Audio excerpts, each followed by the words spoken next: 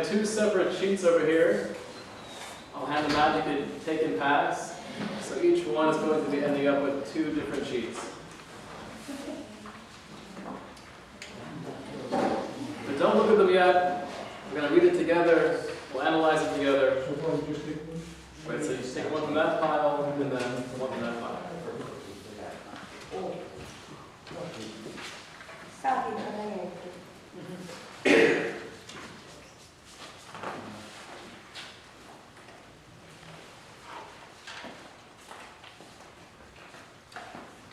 So welcome back. A quick review of what we established last week. That Kabbalah is not something separate or distinct from Judaism. It's part and parcel of the Torah. And like we explained, there are four basic levels of interpretation. And the deepest level is referred to as sod, which literally means secret. And it's that level which is the Kabbalistic thought. Somebody asked me the question, is there such a thing as Christian Kabbalah? We have Jewish Kabbalah, so they've heard of Christian Kabbalah. And the truth is, if you go back to the 16th and 17th centuries, like we spoke about last week, going back through some of the history, the evolution of Kabbalistic ideas, in the 16th and 17th century, Kabbalah became so well known, so publicized, that some of the Christian French scholars were actually interested in Kabbalah as well. So there have been non-Jews dabble in Kabbalah. However, that's not what Kabbalah is. Kabbalah is part of Torah. It's part of Judaism. So the idea of having a Christian Kabbalah, Christians are more than welcome to learn Torah as well. But it has to be with the framework that this is part of the Torah. It's not something separate. It's not something distinct. We went through history last week, starting from the beginning, dating back to Mount Sinai, working our way up pretty much to the 18th century. We established the fact that if Kabbalah is part of Torah, so the first thing we have to clarify is, what exactly is Torah? And we ended off last week analyzing that passage in the Talmud, the dialogue between Moses and the angels and God, and we came up with the idea that the Torah is a lot more than meets the eye. The Torah scroll that we have in the Ark doesn't necessarily encompass the essence of the Torah. That's the filtered Torah for our reality. That's what's referred to as the earthly Torah. Now somebody asked me the question after the lecture, does that mean we have a watered down form? It's not the real deal. We're missing the essence. And the answer is no. The Torah that we have, and we're going to elaborate more on this tonight, the Torah that we have was made for our experience here in this physical world. And it was filtered for us as human beings to be able to relate to that wisdom. But by being able to connect with the Torah, by learning Torah ideas, by delving into its wisdom, that gives us a direct connection to the essence of the Torah, that Torah which is too lofty, which is too majestic to be here in this world. So we do have access to the real Torah, so to speak. That's through the Torah that we were given. What I'd like to do tonight, number one, elaborate on this concept and read together a passage from the Zohar that seems to explain this in somewhat more depth. Furthermore, I'd like to develop the question which has been raised for centuries, for thousands of years, which is, what does it mean to be human? We're all human beings. We all know we're human beings, at least most of us. What does that mean? I'd like to explore that as well. And the third thing I'd like to explore this evening is a word that's used way too often in our culture, which is spirituality. What in the world is spirituality? Many times people will say, Rabbi, Rabbi, I'm not religious, but I'm spiritual. What does that mean? So I want to explore that as well. In the science of Kabbalah, you can really break down all of Kabbalistic study into three different categories, three different areas. The first category is the theoretical Kabbalah. Theoretical Kabbalah deals with conceptual ideas of the metaphysical makeup of the universe. It deals with the Sfirot, which we'll elaborate on, perhaps not tonight, but maybe next time, the 10 levels of connection between the infinite and the finite. Theoretical Kabbalah elaborates on angels and Partsufim and Tzimtzum, all of these ideas I'm sure you're very familiar with. But the goal of theoretical Kabbalah is, as the name suggests, it's academic. It's helping us get a better perspective on the universe, on what it means to be a human being. That's category number one. Category number two is meditative Kabbalah. Meditation is something that we don't usually associate with Judaism. Our form of prayer is we sit there in the synagogue and we either sing or we don't sing or we stand. But the truth is, meditation has a very central place in classic Judaism. And that's another form of Kabbalistic study, is delving into different techniques, different forms of meditation, all with the same goal. The goal is transcendence. The goal is somehow tapping into the infinite. That's number two. Number three is referred to practical Kabbalah. In Hebrew, Kabbalah Ma'asit. This is where the magic happens. This is where we hear about things of perhaps red streams, of creating golems, using... Creating what? A golem. Golem. Ever heard of a golem before? Yes, man. Similar. There is the famous golem of Prague. We'll hopefully speak about that story and we'll analyze if it was true, if it's a myth. But that all falls under this third category of practical Kabbalah, which means I'm using the theory and I'm making it real. I'm taking the ideas and I'm actually manipulating or I'm orchestrating nature in a way where I'm actually taking control of something. Many times in this form of Kabbalah, the usage of different names of God is a big theme as well. So these are the three basic categories of Kabbalistic study in general. I handed out to you an excerpt from the Zohar, and I want to read this together. So I think this will help us understand the idea that we spoke about last week, clarifying what exactly the Torah is, and therefore clarifying what exactly Kabbalah is. Rabbi Shimon said, who's Rabbi Shimon?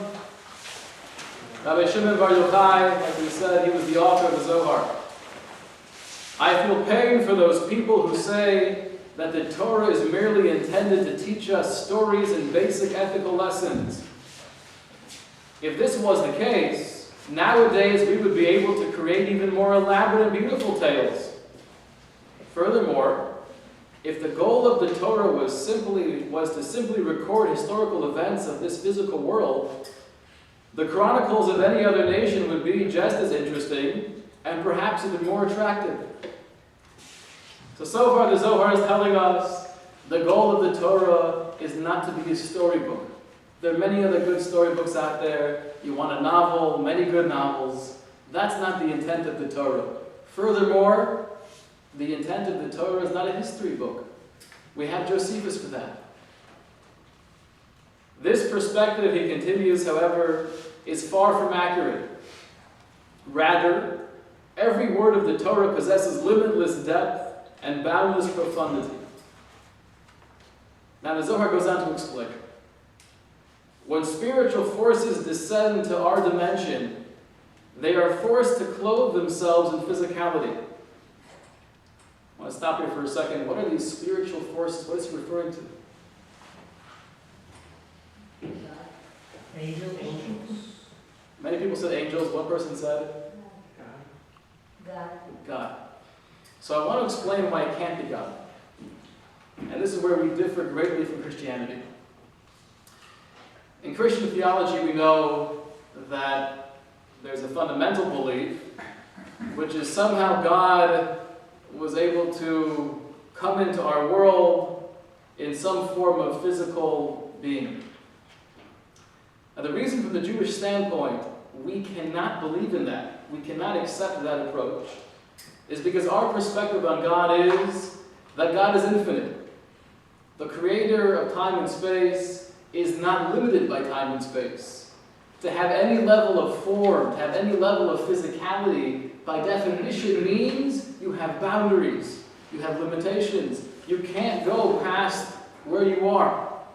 That's why from Jewish philosophy, the idea of God ever taking on any shape, form, or image is totally contrary to our basic perspective on the infinite. However, angels can. Angels are not infinite. Now, many people might be surprised that we believe in angels. But we invented angels. We got them first. Now, angels, in the classic Jewish perspective, however, are not chubby little babies with wings. There's a lot more to angels than chubby babies. What exactly is an angel? We mentioned them last week. What are they? Shluchim, they're messengers, they're spiritual forces that somehow bring God's plan to fruition. And when you delve into this whole area of malachim, of angels, you'll find a lot of interesting things. There's not just one type of angel. There's 10 types of angels. There's 10 categories, ranging from those that are most human-like to those that are mostly spiritual and the closest thing to purity. And within those 10 realms of angels, you'll find that there's billions and billions and billions of these things. We believe in angels also. So the Zohar is telling us, how does it work though when the angel wants to come from his home upstairs and visit us here downstairs? When spiritual forces descend to our dimension, they are forced to clothe themselves in physicality. This concealment is required for two reasons. First, if they would not be clothed in a physical form, they would not be able to exist in the world. Furthermore, if their powerful essence would not be concealed, our reality would not be able to contain their great spiritual light. What does the Zohar mean when it says they have to clothe themselves in physicality? If you think back to the stories of the Torah, tell me an episode of the Torah where angels appeared. The angel fighting with Yaakov. Oh, the angel who was fighting with Jacob. That's what I was. You were going to say that. Any other places? By Abraham. The three angels came to visit Abraham after his circumcision. Any other places? The angel who stops Abraham from killing Isaac. The angel by the Akedah Yitzchak, when Abraham was about to slaughter his son, there was an angel there. An angel came to visit Shimshon's mother. Okay, the mother of Samson. Now, every time we find throughout Tanakh that angels come to visit us here, what do they look like? Regular people.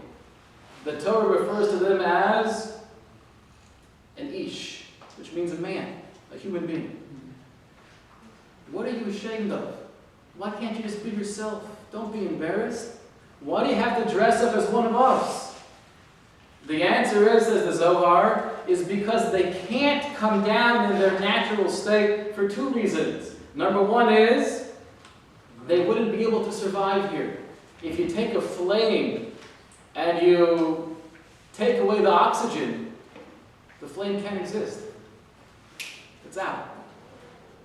A malach, this level of spiritual force and power, if you bring this thing into our reality, it's not going to be able to survive.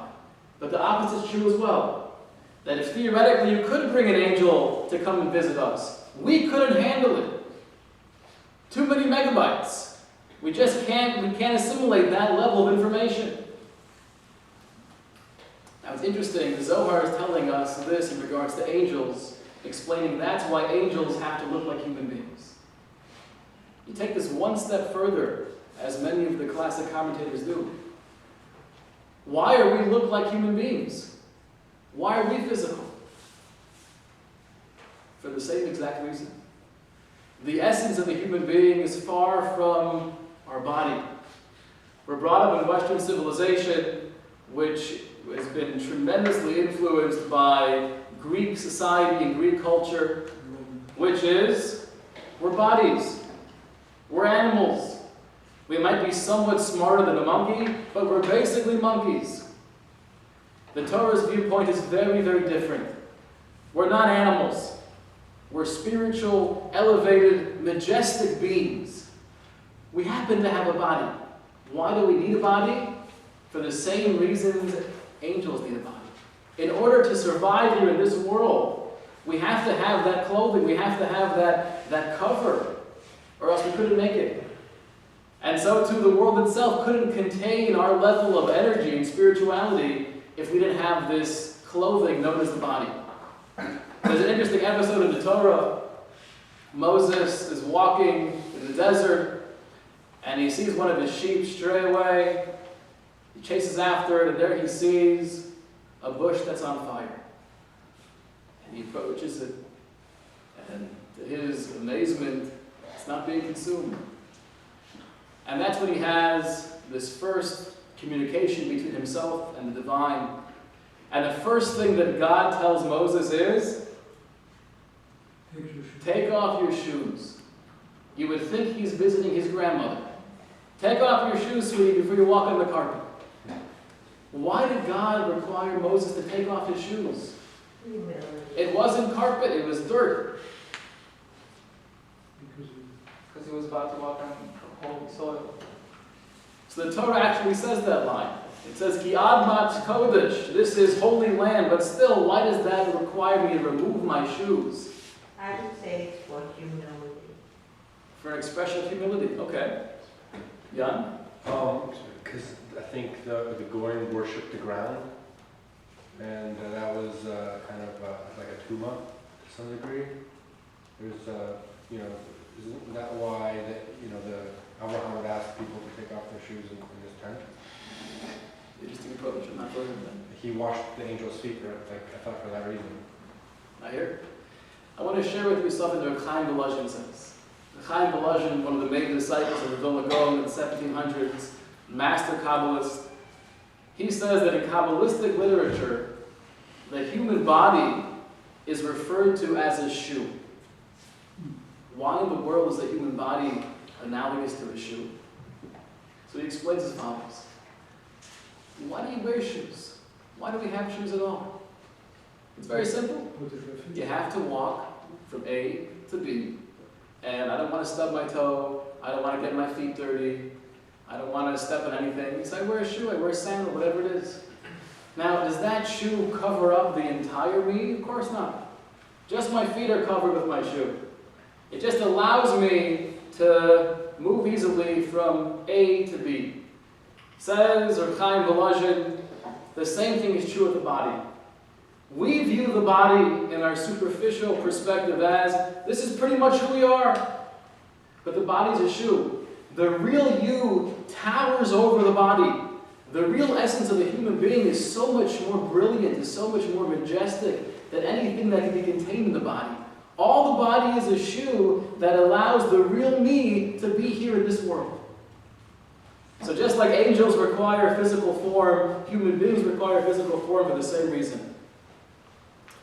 The Zohar continues, if this is true in regards to spiritual forces, meaning to say that if angels and human beings require some form of covering to be able to exist here, this is certainly true in regards to the source of all existence, namely the Torah.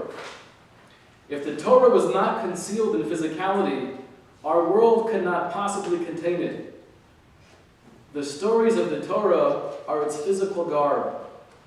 One who assumes that the external nature of the Torah is its ultimate depth is greatly mistaken. Accordingly, King David wrote, "Open my eyes and reveal to me the hidden aspects of your Torah." He was referring to that which is beyond the surface. So just like everything spiritual requires some form of physical covering to exist here in our reality, the Torah, which is the ultimate source of spirituality, which is the source of all of our creation, that also requires some form of physical garb. What is that physical garb, explains the Zohar? It's the stories in the Torah. That's not to say the stories, the simple interpretation is therefore meaningless. It's not meaningless. It's very significant, and we learn a lot of lessons from every step of the way. What the Zohar is telling us, however, is that that's not the end of the Torah. There's so much more beyond the surface. The Zohar concludes, he says, to see the Torah superficially is analogous to determining someone's qualities based simply on their dress. Just as the essence of a human being is the soul and not the body, the essence of the Torah is so much more than meets the eye. If the stories of the Torah are its dress, the instructions of the Torah, namely the mitzvos, the commandments, are its body. The soul of the Torah is its limitless wisdom.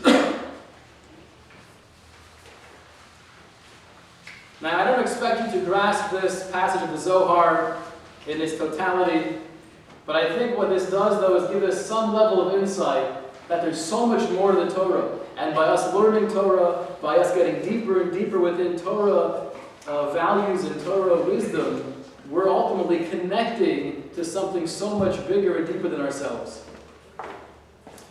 With this perspective of what it means to be a human being, it's not just an academic insight. It's not just a philosophical nugget of wisdom. It could change your whole reality. If the way you looked at your fellow human being wasn't just what he or she looks like, wasn't just the facial expression, the form of their body, but you saw something so much more, it would be a different human experience. If somebody would come up to you and say, "Here, try these glasses on." What are they? "Oh, they're interesting sunglasses. They make you see things in a very strange way." You take the glasses and put them on. Wow! You don't see people. You see these angelic, mystical, spiritual, lofty beings sitting in the room. I take them off, and I see people. The goal is, as the Zohar, is to realize there's a lot more to the person than meets the eye. The more we know that, the deeper our relationships are able to be. It's not just true in regards to people, it's true in regards to God. I'm going to quote something to you, and I apologize to many of you who have probably heard me say this more than once before, but it's probably my favorite quote ever, and therefore I have to share it with you again. Rabbi Yitzchak of Berditchev, one of the great Hasidic masters, a young man approached him, and he said, "Rabbi, I have to confess, I've been having some doubts recently. I don't quite have that conviction, that clarity, when it comes to God." So Rabbi Yitzchak of Berditchev, he turned to him and he said, "Beni, my son, if I had to believe in the same God that you don't believe in, I wouldn't believe in him either." If I had to believe in the same God that you don't believe in, I wouldn't believe in him either. Meaning, of course you're having trouble with your beliefs. Of course you're having a struggle really feeling conviction, because the God that you have in your mind is childish. It's the God that was painted for you when you were 6 years old. I would have a very hard time believing in that God. The goals of the Zohar is we have to see deeper, we have to probe, we have to analyze, we have to have a lot different picture of the same painting that was painted for us when we were 6 years old. I want to read with you now, this is from the Chovos Levovos. Chovos Levovos was written in the 1100s by Rabbi Bachaya. And he makes this point very eloquently. He writes, "You should make an accounting with your soul and confront it concerning all the ideas you have formed on subjects relating to knowledge of God and His Torah. Basically, everything you learned in second grade, you should reevaluate.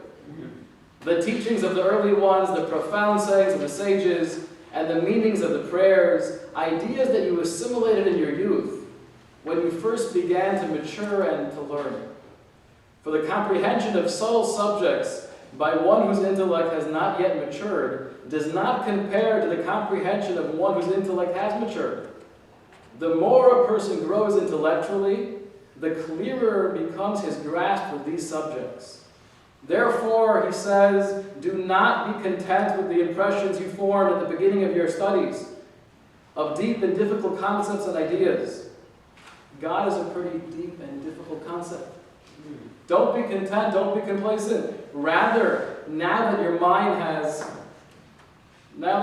and intellect have matured, delve anew into God's Torah and to the books of His prophets, as though you have never studied a single letter of them. He's saying an amazing idea, which is the only way to allow yourself to get a different perspective of something is by clearing your mind. Don't go in with that same picture of Torah you had 5 years ago. Don't go in with the same picture of God you had 5 years ago. Don't go in with that same perspective of what it means to be human. You have to get rid of those ideas in order to really assimilate the new, more sophisticated ideas of what life is all about.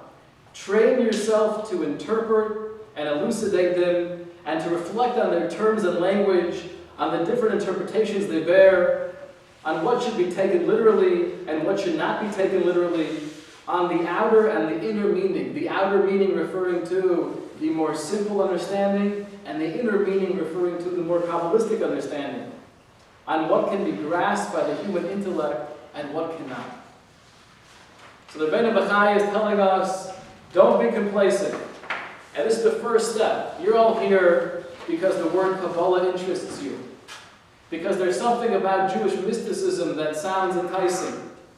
That means on some level we all share an interest in delving deeper into life. What the Rebbeinu Bachai is telling us is the first step to getting a deeper level of knowledge is by having a thirst for a deeper level of knowledge. That means we have to be disgusted with complacency. That means we can't stand the simple, superficial interpretation. I'd like to jump into number 3, which is defining spirituality, and I think based on some of these ideas, we now have the tools to approach this. Any suggestions here in the crowd? Give me a working, user-friendly definition of spirituality. Anybody? Jordan. Becoming aware of the surroundings, or having this constantly raising level of consciousness, that defines spirituality. Beautiful. I like that. Yes? Beyond the material. Beyond the material. I like that as well. What is the opposite of spiritual? Real. Physical. Huh? Material. Material, physical.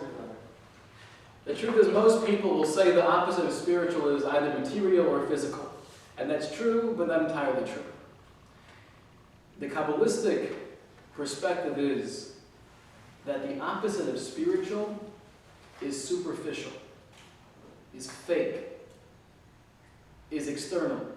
That's the opposite of spiritual.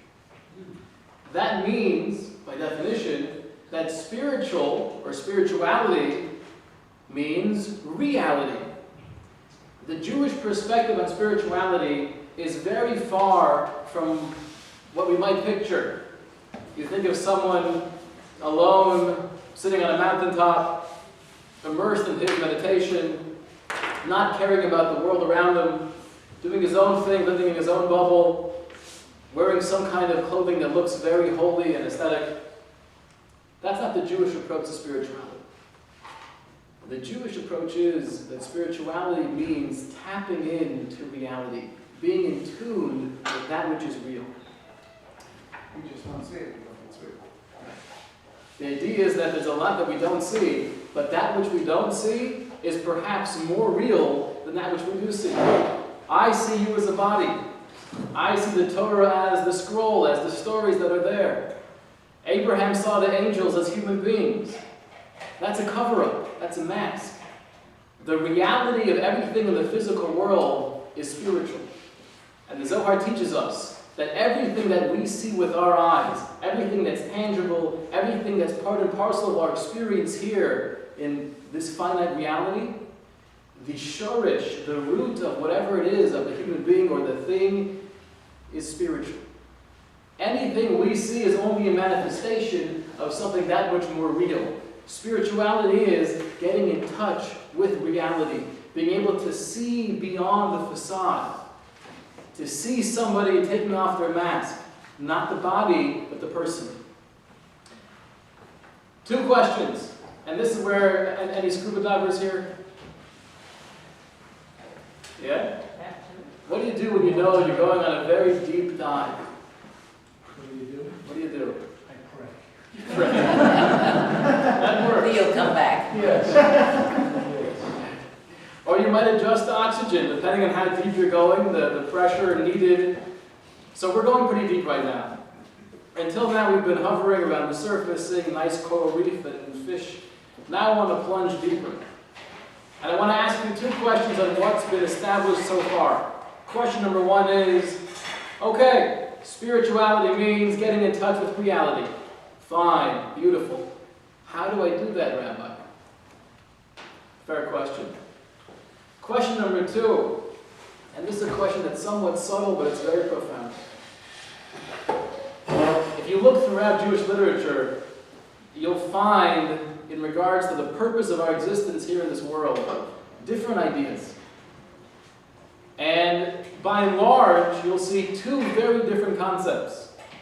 Number 1 is you'll find there's a struggle between what seems to be the spiritual force and the physical force. And the goal seems to be to transcend the physical and approach spirituality. However, you'll also find many sources that speak about being a good person. Not being a selfish person, but to be able to give, to be able to be involved in kindness. How do these 2 ideas work together?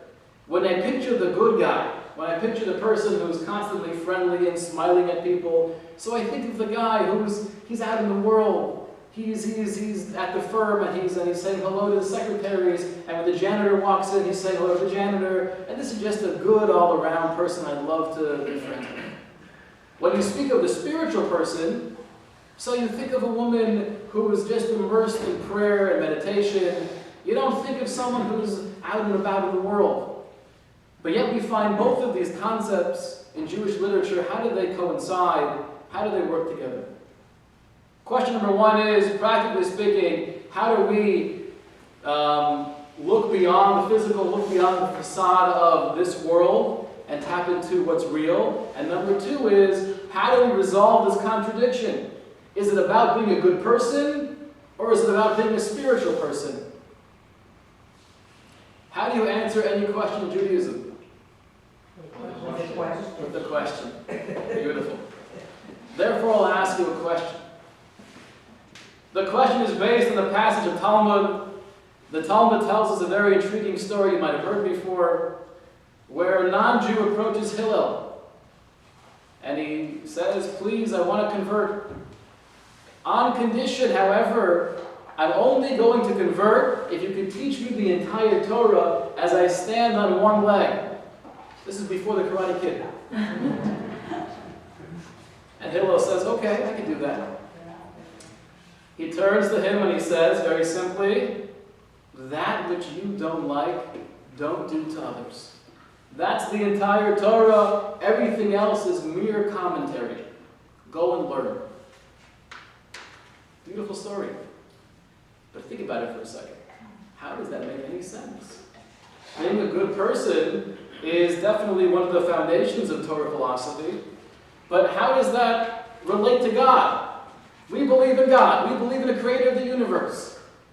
Hillel's saying, be a good guy, and that's everything. Where did God go? How does that explain the mitzvah of putting on tefillin? How does that explain the mitzvah of learning a talit? How does that explain lighting Shabbos candles? There's a whole different realm within the Torah of the obligations, the instructions that we have, not just towards our fellow human being, but towards God. How is that one line giving this person the foundation of all of the Torah. That's the answer to the question. But it's a question itself. Any ideas? Stephen? I'd say part of it is because when you're acting, kind and loving towards people, you're mirroring how God acts, kindly, loving to us, so you're kind of imitating God. Beautiful. There is a famous philosopher, Bertrand Russell, of the 20th century, and he was known for being brilliant mathematician, brilliant philosopher, and he was a professor of philosophy. The one thing he wasn't known for was his morality. He wasn't involved with beautiful, moral, proper things. So after one particular episode, he walks into the classroom, and the students heard about something that he did which was inappropriate. And one girl has enough chutzpah to raise her hand and says, "Excuse me, professor, can I ask you a question?" He says, "Sure." So she says, "How in the world do you have the audacity to be a professor of philosophy, teaching us about ethical living, teaching us about morality, when you're involved with these types of things?" So he responded, and he said, "If I was a geometry professor, would I have to be a triangle?" I'm telling you, I don't think it was a good comeback. It was a genius, but it was dead wrong. The Torah's philosophy is yes. If you want to truly understand what it means to be a good person, what it means to be a giver, to be selfless, you can talk about it, you can read books on it, you can speak to other people who live that kind of lifestyle, but you'll never really have an appreciation for what that means unless you live it yourself. It's impossible. I'll give you an example. You have someone who, a very wealthy person, but doesn't give much charity. I gotta save it for my old age. I'm only 97. I need at least 10 to 20 million in the bank just to make sure I'll be okay for retirement. So I can't give charity. Somebody approaches this person and says, "You should know, a wonderful man just came to me and they were telling me about the organization, so I gave them $10,000. Now, if you're the stingy person, what's your reaction? You look at this guy and you say, "You're a fool. You gave away $10,000 of your hard-earned money? What are you doing?" He can't appreciate it. You can't appreciate it because you don't live that way. If this person was more generous and they were living with that approach where they wanted to give, they wanted to help, they wanted to strengthen the goals that they live for, and someone said, "Oh, I gave $10,000 away to save the starving children in Africa," wow, what a beautiful mitzvah. If you don't live that way, if you don't live in a moral, refined manner, in a dignified manner, you can't really appreciate what it means. Bertrand Russell was brilliant, but he was wrong in this matter. So the only way, therefore, to understand the infinite, to understand God, is through emulating God. Because just talking about kindness and goodness, it's not going to do it. That's step number one. Step number two is, if I'm able to act like God, if I'm able to become more of a selfless person, and therefore I'm able to understand those ideas better, I'm able to have a better grasp on the infinite. So that means by being a good guy, I'm also becoming more spiritual. And in that sense, it's not a contradiction. If I'm just alone by myself on the mountaintop and I never have to deal with people, you might be a good guy, but I venture to say, if you ever got married and had a couple kids, it wouldn't be so good anymore. You start losing your temper, have to deal with life, have to deal with real challenges, have to deal with your 6-year-old girl looking you in the face and saying, "You're a moron." That's what life is. So when you're way on the mountaintop, you don't have to deal with that. Everything is good. But when you deal with your wife or your husband not appreciating you, when the husband comes home and he doesn't look at your new blouse, how does that make you feel? Yeah. You don't have to deal with that. Hiding away from reality, avoiding conflict or confrontation doesn't make you spiritual. That means you're just afraid of life. The Jewish perspective is you have to embrace life to be spiritual. The Mishnah tells us, Ohev Shalom v'rodei Shalom, which means you have to love peace, but loving peace isn't sufficient. Everybody loves peace. You have to pursue peace. You have to live a life where you're actually doing things to try to create that relationship with your family, with your friends, with the community, and ultimately the world. Spirituality and being a good guy are really one and the same. People say, yes? Of course, adding there that was just a principle, but there is a lot of other things that we have to go and learn. That means that to be a good guy is a necessary condition, but not a sufficient condition. Well said, Professor. The idea is Hillel was not saying, listen, no need to listen or to keep the rest of the Torah. Everything else is optional. Just focus on being a good person. He wasn't saying that. He was saying everything else is crucial. We have to learn everything. We have to delve in. We have to get every level of understanding of the Torah. We have to know about how to do the mitzvahs, how to follow the instructions. But the yesod, which means the foundation, is you have to be selfless. And that's what it comes down to. Selfless. Only when you're able to look beyond the self, that's when, number one, I could be a giver, I could be emulating the infinite, and at the same time I could be spiritual. As long as I'm trapped within myself, as long as I can't see past my own interests, then I can't be spiritual. Spirituality means, in its most simplistic sense, I'm going against my grain. I'm rising above that which is natural. That's spiritual. And that doesn't mean I have to fast and I have to starve myself and I have to walk on coals. That's not spirituality, that's tipshus. That's foolishness. Spirituality means when my natural reaction is to say something to get you back right between the eyes because you said something that hurt me, and my natural response is I'm going to get you back, and I transcend that. That means I've just become a more spiritual person. Spirituality is when somebody cuts me off on the road, and the first thing I want to do is roll down my window and tell them something sweet in their ears, and I hold myself back. I just became a more spiritual person. Good for your mental health.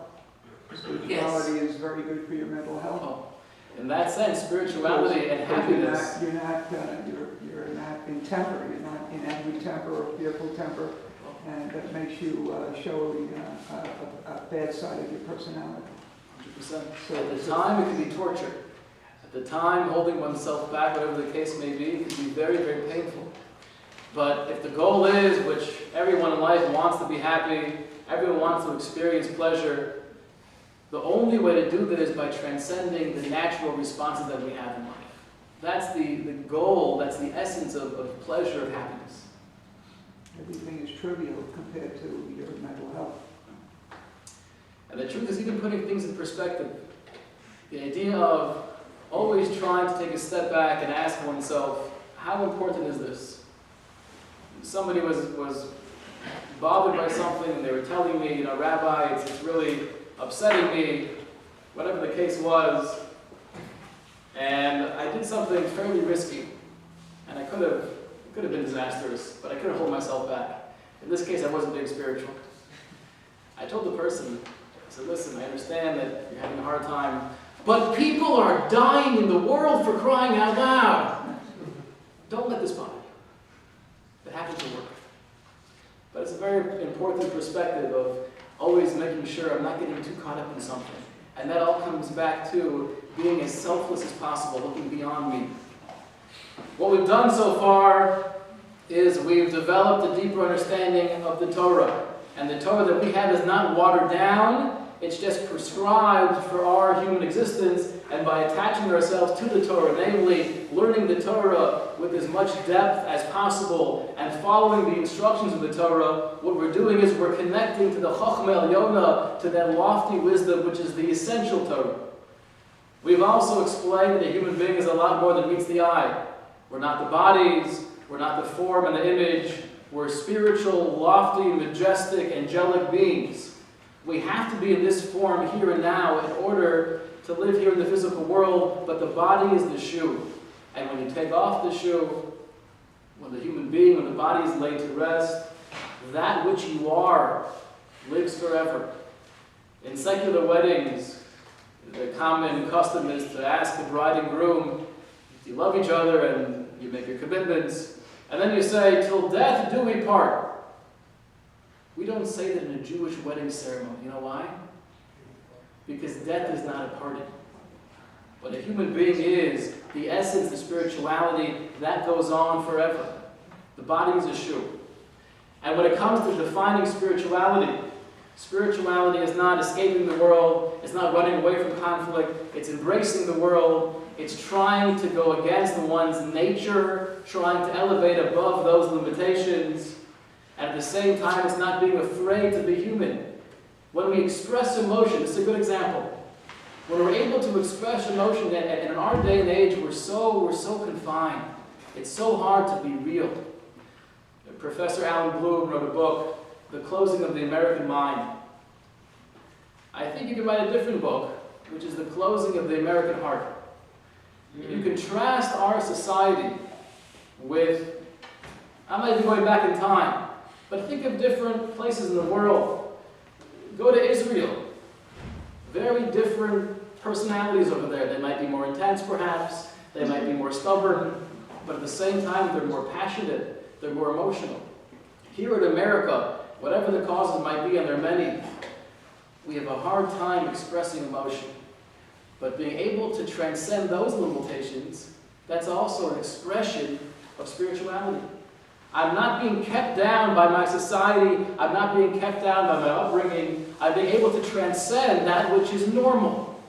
That means we're spiritual. And like the professor pointed out, this doesn't mean, therefore, we don't need the other aspects of Torah. Every part of Torah is crucial, but the foundation is, as Hillel tells us, the foundation is letting go of the self and looking outward. The Chassam Sofer, one of the great authorities of the 1800s in Germany, he has a very interesting essay where he asks perhaps the most fundamental question of, why are we here in this world? If anyways, based on what we've been saying, we're spiritual beings. We don't belong here. Angels don't live here. They come to visit once in a while. So why do we live here? So explains the Chassam Sofer. He says, in the spiritual world, you got everything you need. Everything's taken care of for you. But there's one thing you're missing. You know what that is? The ability to give. Spiritual reality is a reality of receiving. I'm mekabel. I'm taking. I'm getting. What the human being needs in order to really access higher levels of connection with the infinite is the ability to give, the ability to transcend the self. That only takes place here in the physical world. I don't believe in God. Obviously, I'm being facetious. But the perspective of God that we have to work on. We have to get rid of that perspective, like the Rabbi Bachaya told us. Take it and throw it in the garbage. It's time. We've all matured from second grade. We have a deeper intellect. We have more sophistication. We have to have a very different perspective. We don't believe in God. We believe in the Ein Sof. In Kabbalistic literature, God is referred to as Ein Sof, which literally means there's no end. It's limitless. Limitless light, limitless love, limitless reality. That's the creator of the universe.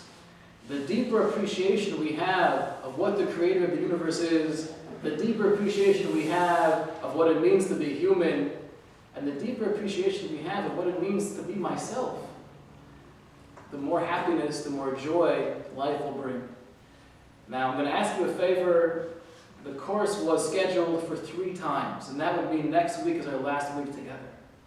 We're not going to have time to both delve into the meditative Kabbalah and the practical Kabbalah. I would therefore suggest, if you're okay, maybe extending it 1 more week. Right. Okay? So next week we'll read again. That'll be the second to last week. And then hopefully we'll continue with the 4th week. Have a wonderful evening. Thank you. Any questions, comments?